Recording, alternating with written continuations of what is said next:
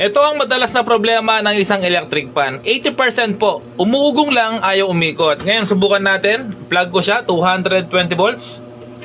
Outlet. Yun, mga ka-repairman, no? Dinig niyo po ba? Umuugong lang, ayaw umikot, pero dahan-dahan umiikot. Ayan, no?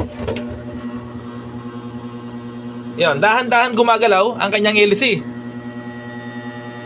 Kapag pinagpatuloy mo yan, kapag uminit yung motor, iikot siya, tapos mamatay ulit kapag mainit na. Tapos kapag malamig, iikot na naman. So ganyan po yung problema ng electric fan na to. Ngayon mga ka-repairman, ayusin natin. Okay? So bali kapag ganito lang gagawin mo, iikot naman yan, pero back job, no? Ayan. So kuha ka ng WD-40, spray mo siya. Halimbawa wala kang magamit gabi, ito gamitin mo. Ito gawin mo. Ayan, no? In-spray ko ng WD-40 yung bushing. Yan, mahigpit pa rin. Ibig sabihin, hindi harap yung problema, yung likod. Kalasin natin sa likod. Yon, tapos spray natin yung kanyang bushing. So dito na mga ka-repairman sa likod, no? Para mabilis tayo. Yon. Tapos ikot-ikotin natin ulit. Yon, okay na. So ngayon subukan natin ulit kung iikot na. So halimbawa, wala kang magamit sa gabi, malisangan, nasira yung blower mo, ganyan ang issue. So lagay mo ng langis, no? Or WD-40. Tapos okay na po yan, no? Kapag nilagay na langis or WD-40. Ngayon subukan natin, plug natin.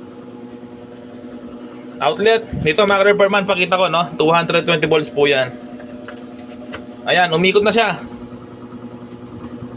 Ayan, no? Lakas ng ikot mga ka-repairman, no? Yan, lakas.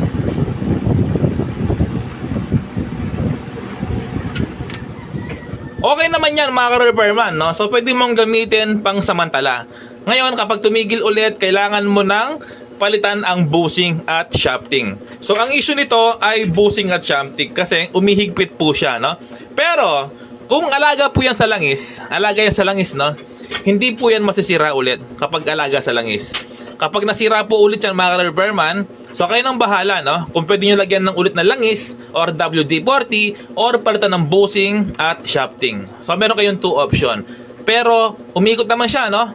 Okay naman niyang gamitin ng magdamagan basta't okay yung kanyang thermal fuse. Ito po yung thermal fuse mga ka-repairman, no? Kaya napaka-safe po kung meron pong thermal fuse ang isang electric fan. Ayan, tulad po nito, no? Umuugong lang, ayaw umikot. Kapag walang thermal fuse, masusunog po ang electric fan pati bahay ninyo. Okay, kapag meron thermal fuse, hindi siya na-bypass, safe po yan. Kahit na huminto, naka-power on, safe po yan. Basta't may thermal fuse.